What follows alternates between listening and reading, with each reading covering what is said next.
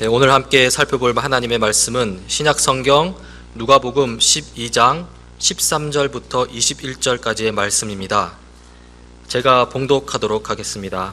누가복음 12장 13절 21절입니다. 무리 중에 한 사람이 이르되 선생님 내 형을 명하여 유산을 나와 나누게 하소서 하니 이르시되 이 사람아 누가 나를 너희의 재판장이나 물건 나누는 자로 세웠느냐 하시고 그들에게 이르시되 삼가 모든 탐심을 물리치라 사람의 생명이 그 소유에 넉넉한 데 있지 아니하니라 하시고 또 비유로 그들에게 말하여 이르시되 한 부자가 그 밭에 소출이 풍성하매 심중에 생각하여 이르되 내가 곡식 쌓아 둘 곳이 없으니 어찌할까 하고 또 이르되 내가 이렇게 하리라 내 곡간을 헐고 더 크게 짓고 내 모든 곡식과 물건을 거기 쌓아 두리라. 또 내가 내 영혼에게 이르되 영혼아 여러 해 쓸 물건을 많이 쌓아 두었으니 평안히 쉬고 먹고 마시고 즐거워하자 하리라 하되 하나님은 이르시되 어리석은 자여 오늘 밤에 내 영혼을 도로 찾으리니 그러면 네 준비한 것이 누구의 것이 되겠느냐 하셨으니 자기를 위하여 재물을 쌓아두고 하나님께 대하여 보유하지 못한 자가 이와 같으니라. 아멘. 예, 제가 지난 두 주일 다른 곳에 설교하느라고 여러분 오늘 참 정말 오랜만에 뵙습니다.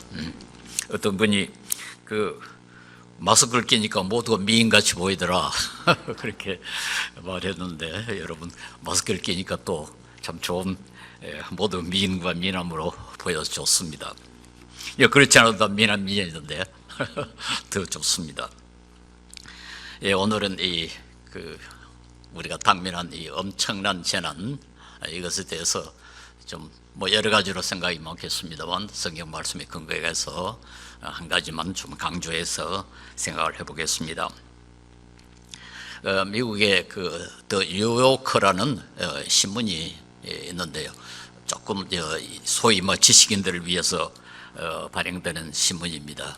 그게 기사 제목 하나가 지난 4월 4일자 기사 제목이 코로나 바이러스가 세계 유일의 슈퍼파워다. 트럼프의 미국은 어떠냐 그 말이죠. 그러니까 별로다. 미국 트럼프 그게 슈퍼파워가 아니고 코로나 바이러스가 슈퍼파워다. 세계 유일의 슈퍼파워다. 그런 뜻이죠. 인류 역사상 미국만큼 강해본 나라가 없습니다.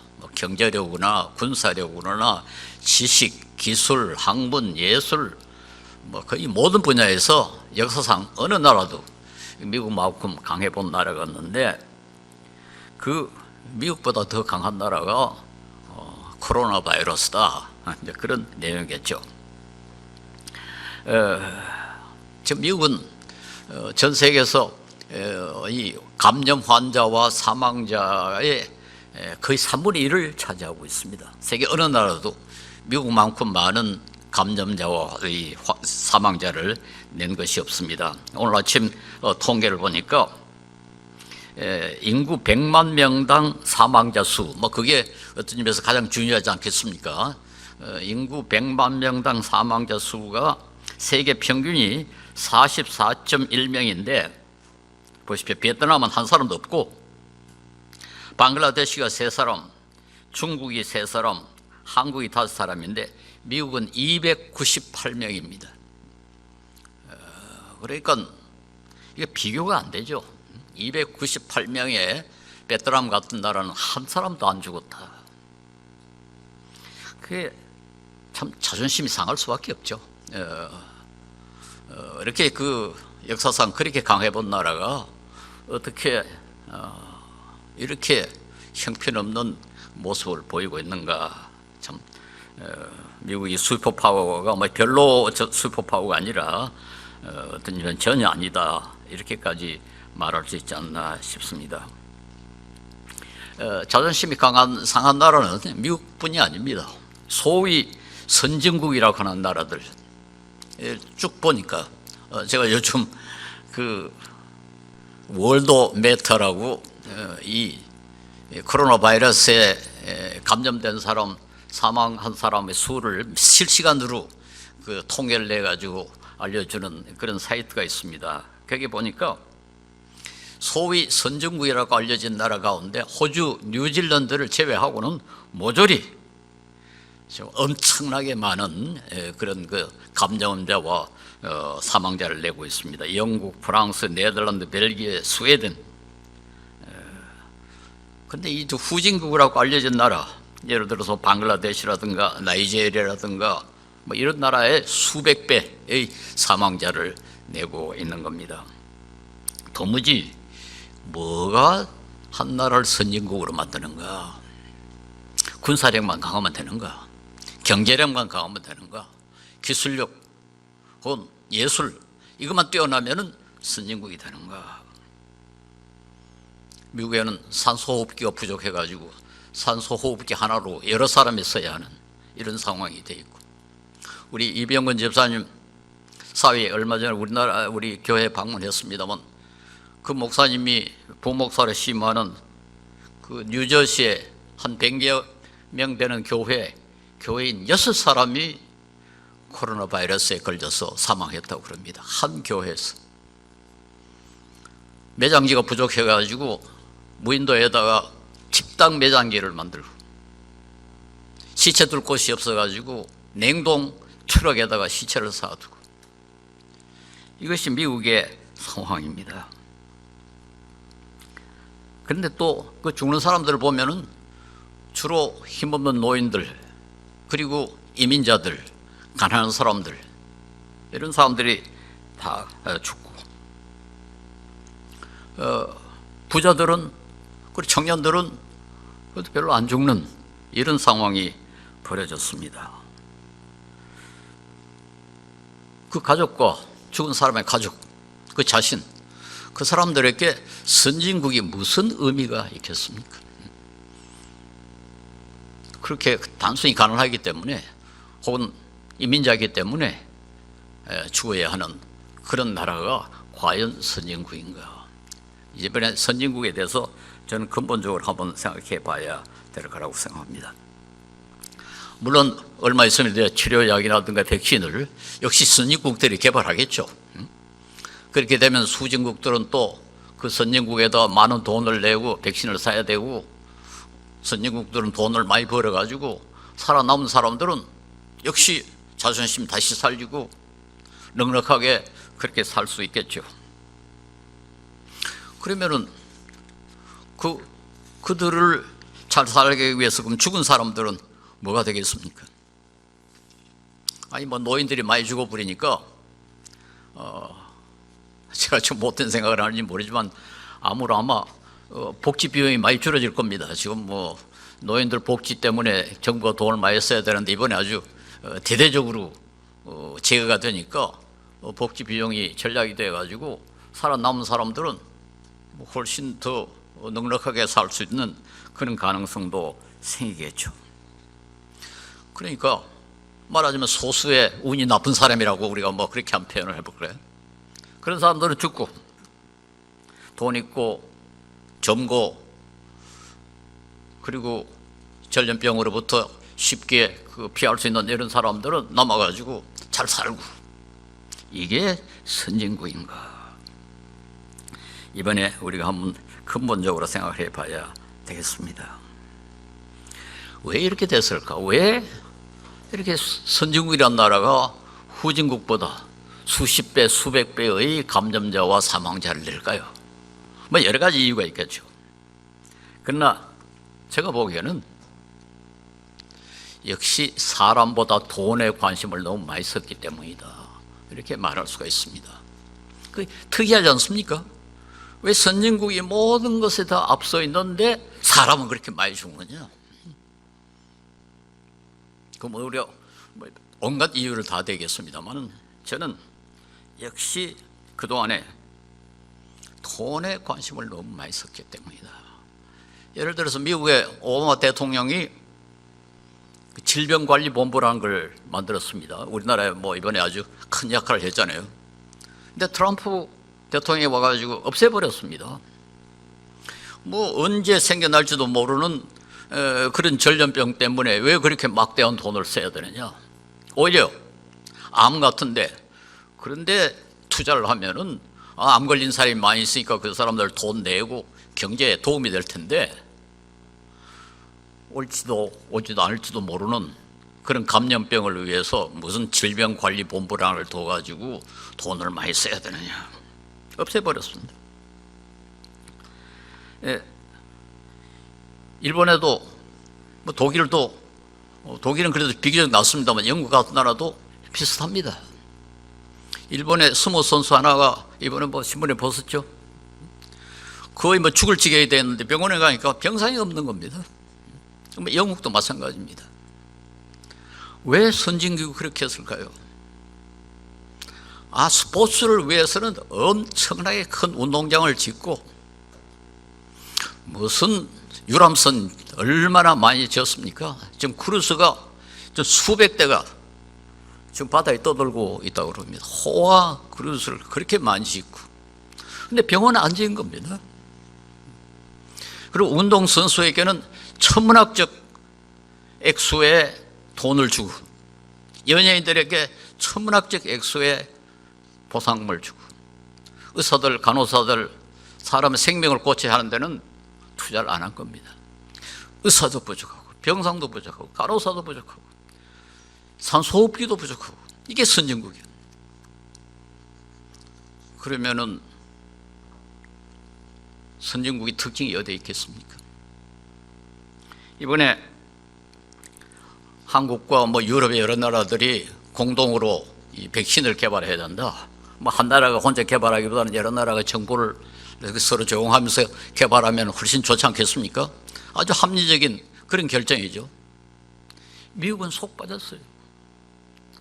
트럼프라는 사람이 우리가 먼저 개발할 가능성이 많고 우리가 먼저 개발하면은 돈을 많이 벌 텐데 왜 우리가 거기에 끼어야 하느냐. 트럼프에게는 사람의 생명은 중요하지 않습니다. 중요한 건 돈입니다. 돈. 이게 지금 세계 문화를 만들어 놓은 겁니다. 그런데 여러분, 이 트럼프를 대통령으로 만든 사람이 누구냐? 기독교인지. 미국 복음주의자의 80%가 트럼프를 지지했습니다. 단순히 트럼프가 동성애를 찬동하지 않았다는 동성애를 무슨 반대한다 소리 안 했어요. 단순히 민주당의 클린턴이라는 사람이 동성애를 지지했는데 트럼프는 클린턴을 상대를 해가지고 출마했기 때문에 클린턴은 미워서 안 되겠다. 그래서 트럼프를 지지한 겁니다. 그런데 그 뒤에는 아메리카 퍼스트, 미국 중심주의, 미국만 잘 살아야 된다. 그게 그 속에 숨어 있는 겁니다. 그런 사람들을 지지해가지고 결국은 트럼프같이 미국 역사상 가장 비기독교적이고 비인도적이고 비도덕적인 그런 대통령을 대통령으로 만들어 놓은 겁니다. 그 트럼프에게는 사람 생명이 중요하지 않고 돈이 훨씬 중요한 그런 사람이고, 이번에 그걸 잘 나타내 버렸잖아요. 이번에 그게 아주 노골적으로 폭로가 되고 말았습니다. 며칠 전에 제 제자 가운데 하나 강영환 교수라고 미국 칼빈 신학교에서 강의를 하고 있는데요. 스승의 날이라고 안부 편지를 보내면서 너무 화가 난다. 미국의 그리스도인들이 아직까지도 트럼프를 지지하고 있다는 것에 대해서 너무 화가 난다. 그렇게 편지를 보냈어요. 도무지 이해를 못하겠어요. 제가 다녔던 신학교에서도 주기적으로 이 코로나 이19를 위해서 기도하자 그렇게 편지를 보내면서 거기 뭐라고 되어 있는 거니까 대통령이 기도하라고 했으니까 우리 기도하자, 이따위 소리를 해놨어요. 그 대통령이 그게 정말 예수 믿는 사람입니까? 그에게는 오직 사람들 소개해가지고 표만 얻어가지고 권력 유지하려고, 어떻게 하면은 사람들을 가장 인기를 끌 수 있을까? 돈 벌게 해주겠다, 당신 잘 살게 해주겠다, 그런 방식으로 정치를 하는 사람이 기도합시다 했다고 해가지고 대통령이 기도하라 했으니 기도합시다. 말이 됩니까? 성경이 기도하라 했으니까, 예수님께서 기도하라 했으니까, 하나님께서 기도하라고 했으니까 기도해야 한다. 그렇게 해야 되지 않겠습니까? 저는 이번에 이 트럼프 대통령에 너무너무 화가 났어요. 이 사람은 살인자다. 이 사람은 살인자다.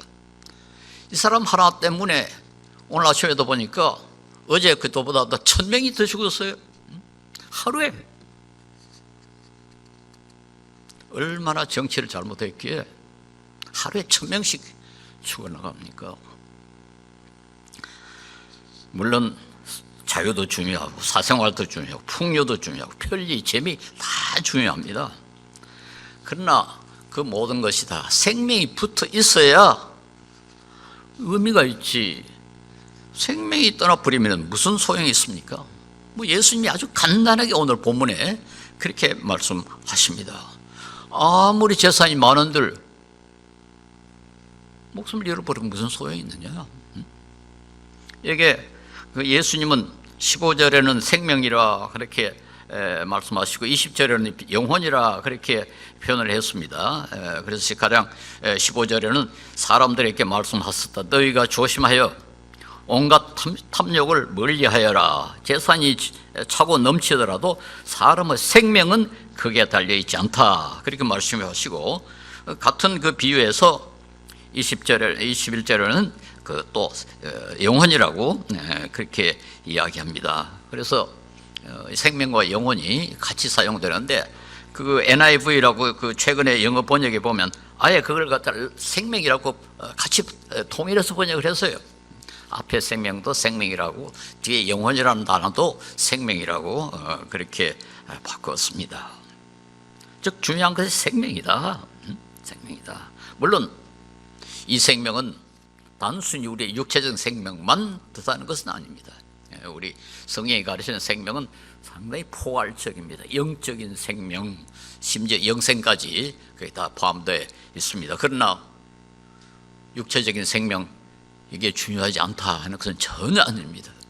여기서는 분명히 육체적인 생명까지 포함하는 생명을 뜻합니다. 그래서 우리 기독교는 불교와 달리 사람의 생명을 굉장히 중요하게 생각해요. 불교는 모든 생명이 다 중요하다. 적어도 동물 이상의 생명은 중요하다. 그렇게 가르칩니다만 우리 기독교는 사람의 생명이 중요하다. 그렇게 가르칩니다. 그것은 창세기 1장 27절과 9장 6절에 사람만 하나님의 형상으로 지음을 받았기 때문에 사람은 만물보다 더 귀하다. 그렇게 가르치고 있습니다. 예수님께서도 마태복음 16장 26절에 사람이 온 세상을 얻고도 제 목숨을 잃으면 무슨 이득이 있겠느냐? 또 사람이 제 목숨을 찾는 대가로 무엇을 내놓겠느냐? 돈과 비교가 안 된다. 돈으로 사람의 생명을 바꿀 수 없다. 온 세상을 다 소유한들 생명이 떨어버리면 무슨 소용이 되겠느냐. 그래서 성경은 이 살인하지 말라 하는 계명을 의시해가지고 생명의 중요성을 매우 강조합니다. 다른 사람의 생명을 빼앗는 사람의 생명, 그걸 제외하고는 절대로 사람의 생명을 해치면 안 된다. 그래서 심지어 모세는 도피성 제도를 만들어 뒀지 않습니까? 어떤 사람이 실수로 사람을 죽이면은 그 죽은 사람의 가족들이 너무 화가 나서 실수란 사실을 도망가고 또 이 사람을 죽일까 싶어가지고 그 사람을 죽인 사람의 생명이라도 그 생명을 보호하기 위해서 도피성 제도까지 만들어 놨습니다. 그래서 사람의 생명의 중요성은 성경이 아주 일관되게 그렇게 가르치고 있습니다. 그리고 성경은 모든 사람의 생명이 동일하다고 가르칩니다. 모든 사람이 하나님의 형상으로 지음을 받았기 때문에 부자들의 생명만 중요한 게 아니고 백인들의 생명만 중요한 게 아니다.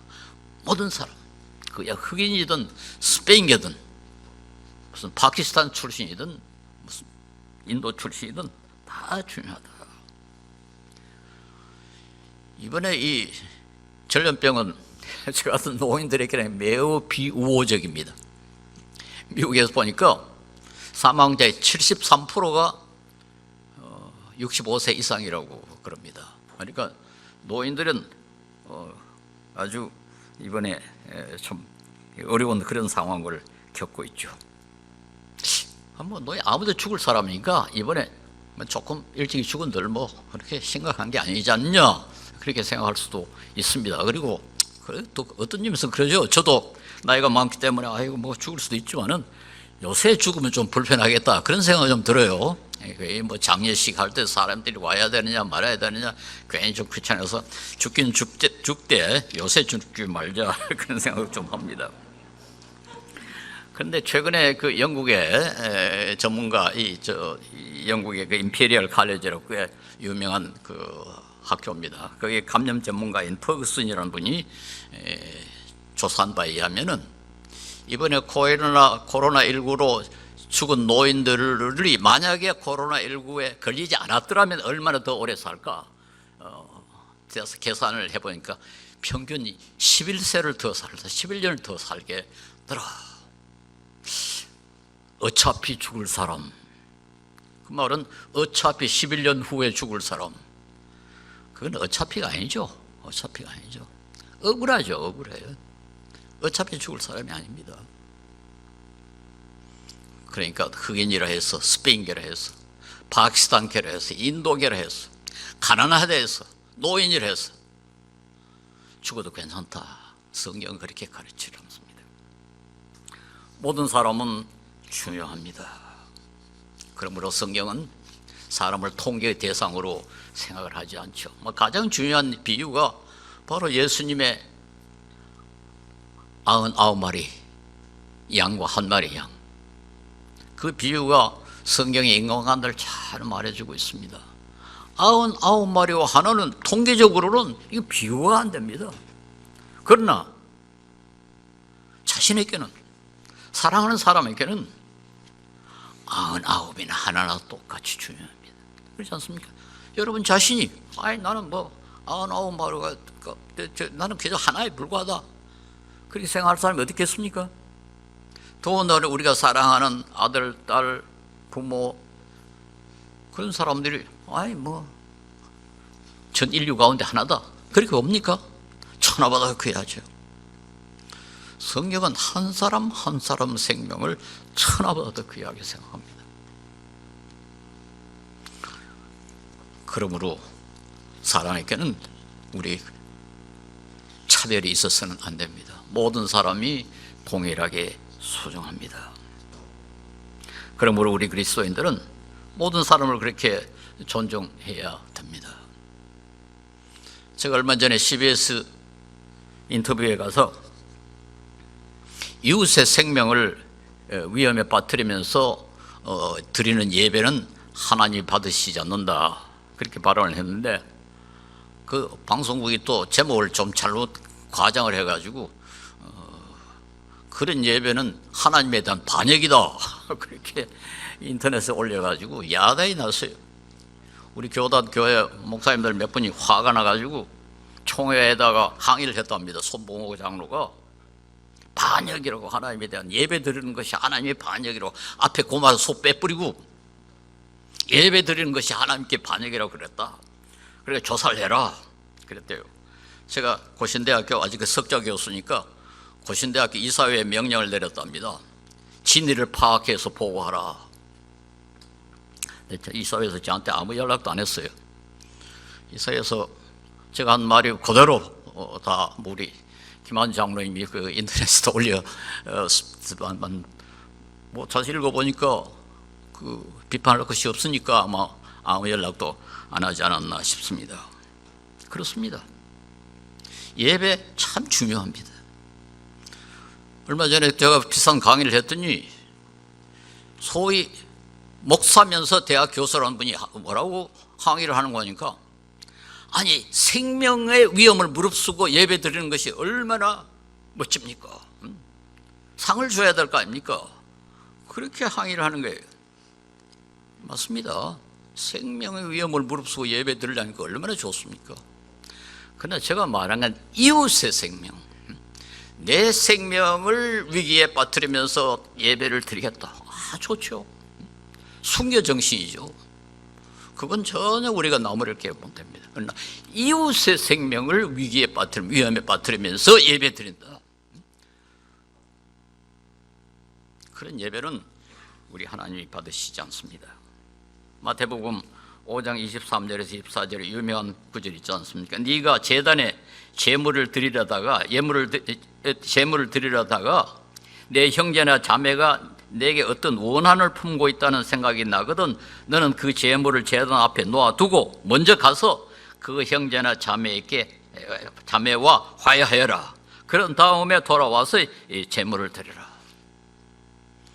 형제와 무슨 원한관계가 있어도 그것부터 먼저 해결하라.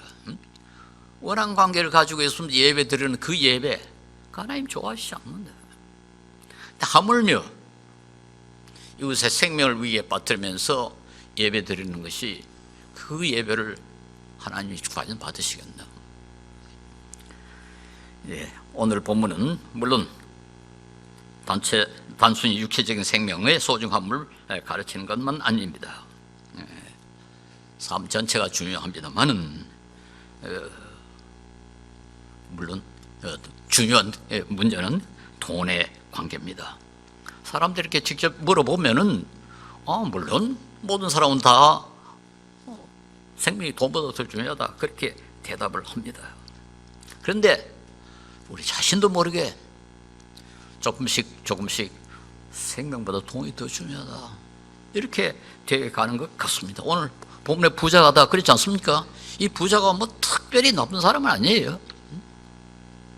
그런데 예수님께서 비유로 들을 때 이 사람 부지불식간에 생명보다 돈이 더 중요하다 그렇게 좀 생각하게 된 겁니다. 그래서 이 주석에 보면은 영어 주석에 보면 이 부자를 갖다가 돈 많은 바보 리치 푸울이라고 그렇게 해놨어요. 돈은 많은데 바보다. 그런데 불행하게도 이 세상에 이런 바보들이 엄청나게 많고 특별히 이 자본주의적인 세계, 물질 문화형 세계, 돈이 너무 중요하게 된 세상에서는 우리 자신도 모르게 이렇게 바보가 되어버린다 그렇습니다. 심지어 그리스도인들조차도 부지불식간에 이런 그 유혹을 받는 것이 아닌가 그렇게 생각합니다. 이번 코로나19는 그걸 아주 분명히 노출시켰다 저는 그렇게 생각합니다. 이번에도 돈 많은 사람들은 잘 안 죽는데요. 미국에도 그렇게 많은 사람이 죽지만은 아주 큰 부자들은 개인 섬이 있대요.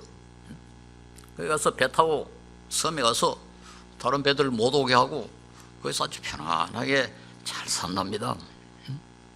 그러나 돈이 없어가지고 미국에는 건강보험을 그 회사에 개인이 들어야 되니까 코로나19 시험 뭐 걸렸는지 안 걸렸는지 조사하려면 돈이 뭐 몇십만 원, 몇백만 원씩 내야 되니까 가는 사람은 검사도 못합니다. 그리고 죽어버리죠. 그러니까 돈이 있어서 하는 거 아니냐 이런 생각이 들죠. 그러니까 생명 하지 말고 돈부터 벌어라 그렇게 생각하는 게 뭐 좀 전혀 이상하지 않습니다. 그리고 좀 신문에 보면은 코로나19에 걸려서 죽기보다 먼저 굶어 죽겠다. 경제 제재 다 풀어라. 그래가지고 좀 일본도 유럽도 미국도 풀고 있습니다. 풀으니까 엄청나게 또 더 많은 사람들이 죽어가고 있는 겁니다. 미국이 좀 최근에 좀 완화를 시켜놨더니 어제 한 몇십 명이 죽어버렸어요. 이 딜레마죠. 심각한 딜레마죠. 간단하지 않습니다. 우리 세계를 이런 모습으로 만들어 놨어요. 돈이 없으면 죽도록 만들어 놨기 때문에 돈 없는 사람 죽습니다. 가난한 나라들은 그렇게 할 여유도 없어요. 그러니까 가난한 나라들은 적게 죽습니다. 중국은 물론 뭐 잘못한 게 많습니다만 인구 1000명당 사망자가 3사람뿐이에요. 인도도 뭐 보니까 3사람인가 됐어요. 부자 나라는 돈이 있어야 살 수 있도록 그렇게 만들어놨고, 가난한 나라는 돈이 있으나 없으나 다 죽는다. 그렇게 되어 있는지 모르겠습니다만, 저건 부자 나라들이 지금 돈이 없으면 살 수 없을 정도로 사회 제도를 만들어 놨기 때문에 결국은 이런 비참한 결과가 생긴 것이 아닌가 생각합니다. 그러나 이번 코로나19는 돈이 아무리 많아도 죽는 사람 역시 죽더라. 돈이 많을수록 더 죽더라. 선진국일수록 더 많은 사람이 죽더라. 그걸 보여주지 않습니까? 개인적으로도 그렇습니다. 우리 하나님이 데려가시면은 스티브 잡스도 죽어요. 그렇게 돈 많은 사람도 결국은 죽고, 죽을 때 나같이 뒤틀려 버리는 사람, 일생 동안 끊임없이 돈만 추구하다 보니까 나처럼 이렇게 뒤틀려 버리는 인간이 되더라. 그렇게 말할 수밖에 없었습니다. 예, 오늘 본문에 보니까 이 사람이 이 부자가 특별히 못된 짓을 해서 돈을 번 건 아니라고 되어 있어요. 밭에 소출이 많아서 부자가 됐습니다. 정직하게 돈 번 사람입니다. 그런데도 불구하고 돈이 많으니까 자기 자신도 모르게 또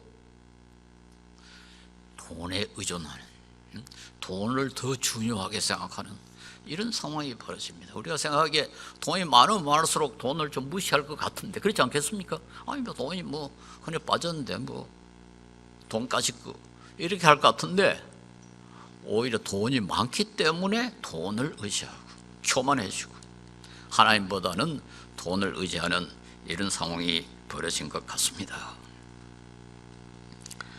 예, 우리 그리스도인들을 그러면 가난해야 되느냐? 성경은 반드시 그렇게 가르치질 않습니다. 그 자체가 악이라고 보지는 않습니다. 그리고 가난 그 자체가 거룩하고 신성하다, 그렇게 가르치지도 않습니다. 전 잠언의 이 말씀 30장 8절에서 잠언 3장 8절에서 9절에 허위와 거짓말을 저에게 멀리하게 하여 주시고 저를 가난하게도 부유하게도 하지 마시고 오직 저에게 필요한 양식만을 주십시오. 제가 배가 불러서 주님을 부인하면서 주가 누구냐 하고 말하지 않게 하시고 제가 가난해서 도둑질을 하거나 하나님의 이름을 욕되게 하거나 하지 않도록 하게 하여 주십시오. 예, 우리가 참 대단히 성화되고 믿음이 확실해서 장기를 박사처럼 무소유해도 시험에 들지 않을 그런 믿음만 있으면 참 좋죠. 그러나 우리가 다 그렇게 성화되기를 기대하는 것은 참 어렵습니다. 그래서 우리가 너무 가난해가지고 비겁해지고 그 때문에 도둑질을 하고 그렇게 하는 것도 바람직하지 않고, 너무 돈이 많아가지고 그것을 의지하고 교만해지는 것도 바람직하지 않다. 그래서 성경은 적어도 그렇게 가르칩니다. 그래서 우리 그리스도인들은 너무 돈을 많이 모으려고 하지 말자. 그리고 가난하게 하지 않게 되는 것도 그렇게 쉽지는 않습니다만은 저는 전략하고 철저히 전략하고 무엇보다 성실하고, 우리 주위를 살펴보니까, 그리고 텔레비전에도 가끔 그렇게 나오는데 보니까 식당을 하는 사람도 성실하니까 결국은 돈을 벌더라고요. 우리 그리스도인들은 누구보다도 정직하고 성실하고 순수하고, 그렇게 해서 너무 가난해지지 않도록 우리가 내를 세야 되지 않겠는가 생각합니다. 우리가 가진 모든 것, 우리의 재능이나 우리의 건강이나 우리의 시간이나 우리에게 주신 재물, 다 하나님께서 우리에게 하나님을 섬기고 이웃을 섬기라고 주신 수단입니다. 도구입니다. 이것은 성경이 잘 가르치는 것처럼 우리는 이것들의 정직입니다. 우리는 것을 맡아가지고 잘 이용해라. 너의 건강, 너의 시간, 너의 재능, 너의 돈 맡아가지고 하나님의 영광을 위해서, 이웃의 이익을 위해서, 사회의 이익을 위해서 잘 관리해라. 그렇게 주신 것입니다.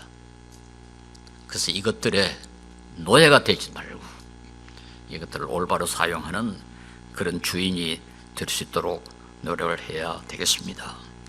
돈이 많이 있습니까? 생명을 살리는데 사용을 합니다.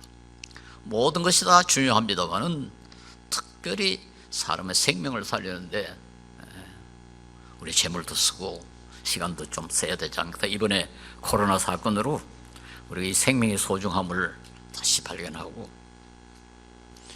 우리가 가진 힘으로 생명을 살리는데 좀 사용을 하는 그런 지혜를 갖기 바랍니다.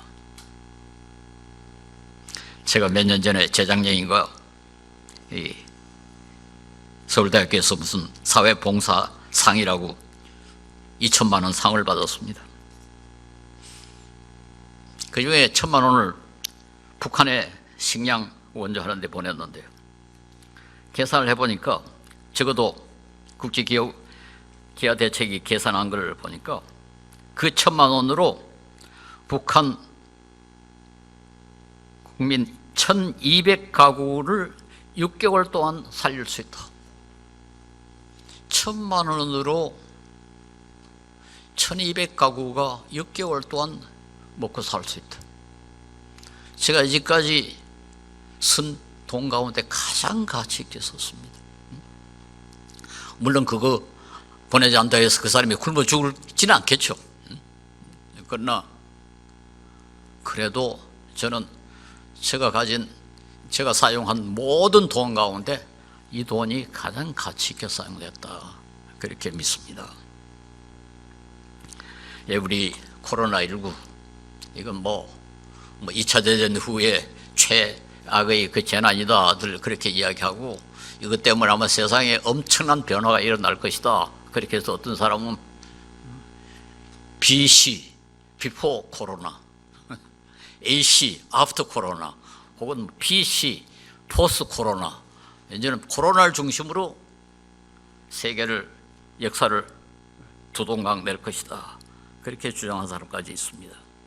특별히 많은 사람들이 지금 경제적 타격을 굉장히 심각하게 걱정을 하고 있는데, 소위 선진국이면 선진국일수록 더 이게 심각하겠죠. 모든 것을 경제를 중심으로 해놨기 때문에 이제 경제적인 문제가 아주 심각해질 겁니다.